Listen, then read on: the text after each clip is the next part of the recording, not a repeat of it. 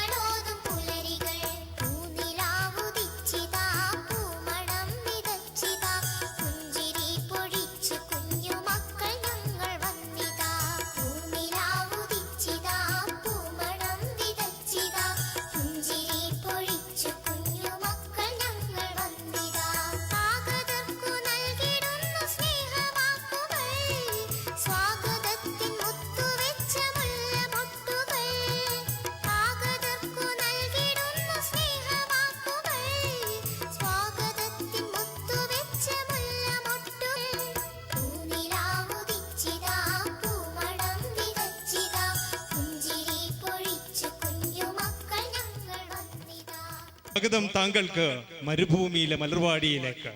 അടുത്തതായി ലോഗോ പ്രകാശനമാണ്. 6 രാഷ്ട്രങ്ങളിലായി ചിതറിക്കെടുക്കുന്ന മലയാളി കുരുന്നുകളെ ഒന്നിപ്പിക്കുന്ന GCC മെഗാ ക്വിസ് 2011.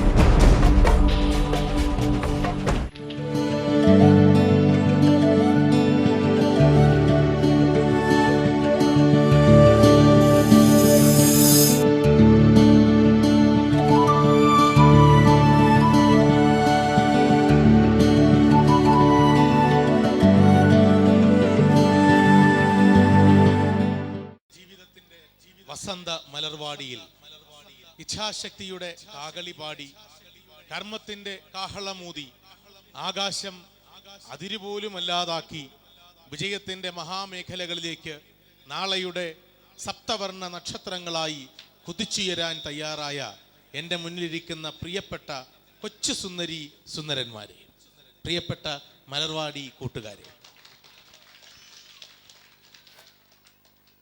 നിങ്ങളുടെ നാളെ വിജ്ഞാനത്താൽ സമൃദ്ധമാകണം എന്ന സതുദ്ദേശത്തോടെയാണ് മലർവാടി GCC മെഗാ ക്യൂസ് സംഘടിപ്പിക്കുന്നത് എന്നെനിക്ക് ഉറപ്പുണ്ട്.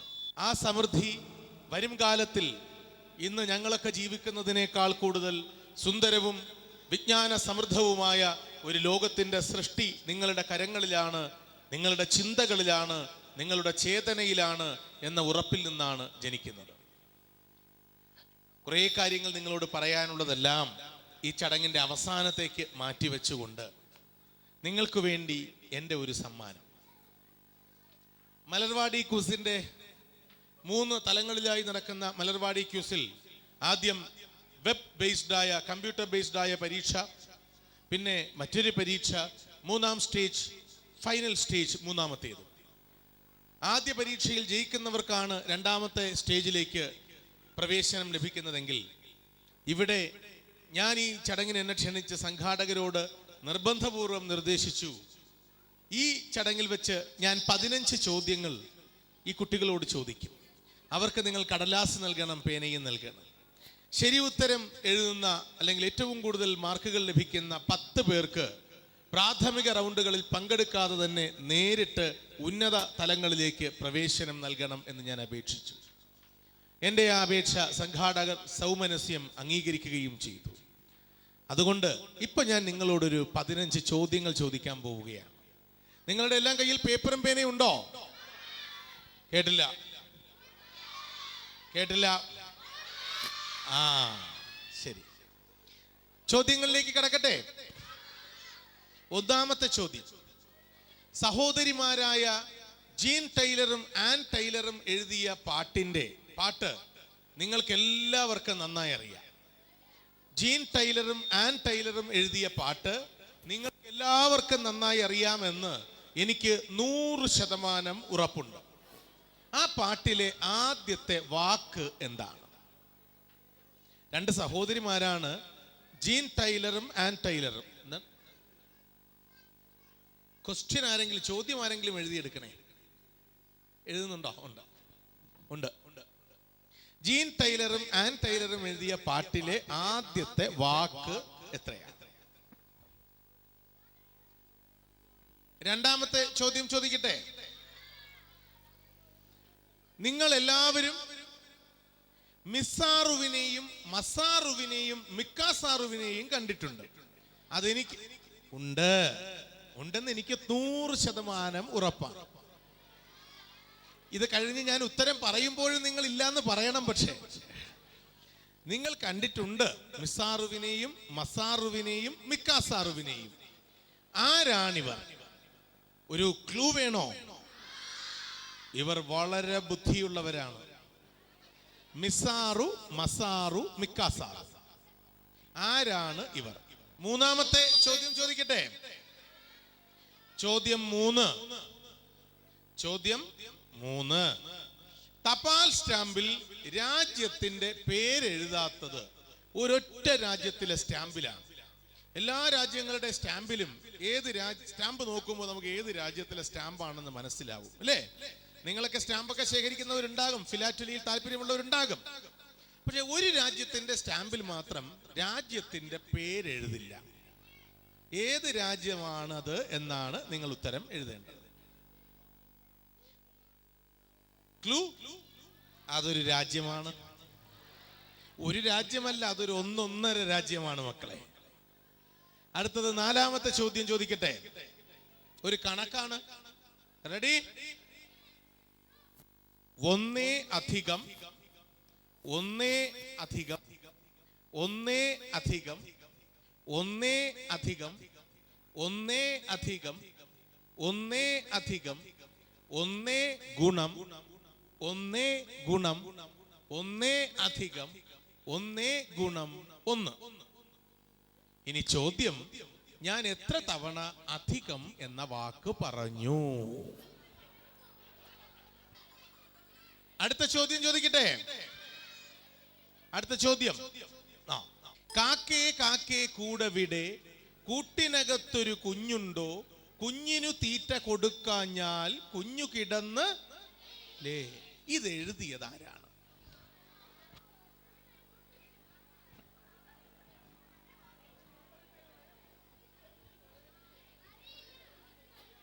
അടുത്ത ചോദ്യം, റെഡി? Next question number 6. ആറാമത്തെ ചോദ്യം,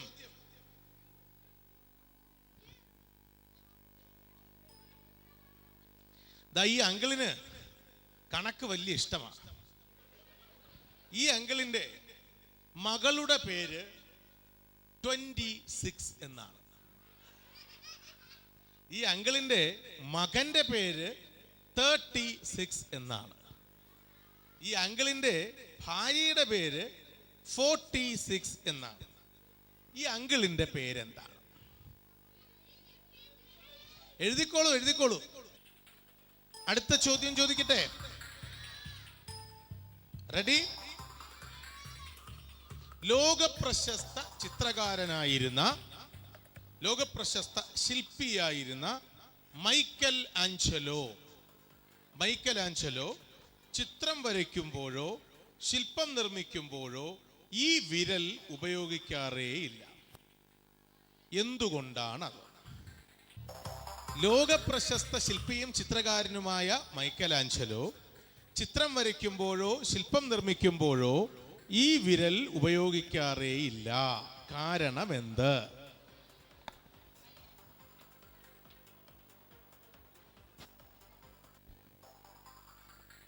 അടുത്ത ചോദ്യം ചോദിക്കട്ടെ. എത്രയാണ് ചോദ്യത്തിന്റെ എണ്ണം? 8. 8ൽ പൊട്ടാൻ പാടില്ല. ആ കഥ അറിയോ നിങ്ങൾക്ക്? പട്ടണക്കാട്ടൊരു പട്ടാപ്പകൽ 8 വീട്ടിൽ കുട്ടൻപിള്ളയുടെ പട്ടി കിട്ടു പട്ടിനെ കൊണ്ട് നട്ടം തിരിഞ്ഞ് കട്ടപ്പറമ്പിൽ പൊട്ടൻ കുട്ടപ്പന്റെ തട്ടുകടയിലിരുന്ന പെട്ടിപ്പുറത്തിരുന്ന കുട്ടയിൽ നിന്ന് വട്ടിയിൽ നിന്ന് 8 അപ്പവും പുട്ടും മുട്ടയും തട്ടിവിട്ട് അട്ടപ്പാടിയിൽ നിന്ന് വട്ടയെ മാറ്റി വട്ടയും വിട്ട് റോട്ടിലുള്ള ചട്ടകവും കുട്ടകവുമായി പോയി നെട്ടയും കുട്ടപ്പറ്റകാൽ മുട്ടിൽ തട്ടി താഴെ ഇട്ടപ്പോഴാണ് 8ൽ പൊട്ടിയത്. ശരി. അപ്പോ അടുത്ത ചോദ്യം എത്രാമത്തേതാണ്? ചോദ്യം 8. 9 അല്ല മോനെ, 8. ശരി. ഇത് ഭയങ്കര പ്രയാസമുള്ളൊരു ചോദ്യമാണ്. എന്നാലും നിങ്ങളൊന്ന് ഊഹിച്ചു നോക്കി ഉത്തരം എഴുതണം. റൊഡേഷ്യൻ റിച്ച് ബാക്ക് എന്ന് പറയുന്നത് ഒരിനം നായയാണ്. ടൈപ്പ് ഓഫ് ഡോഗ് ആണ് റൊഡേഷ്യൻ. നമ്മൾ അൽസേഷ്യൻ എന്നും പോമറേനിയൻ എന്നും ഒക്കെ പറയില്ലേ, അതുപോലൊരു ടൈപ്പ് ഓഫ് ഡോഗ് ആണ് റൊഡേഷ്യൻ റിച്ച് ബാക്ക്.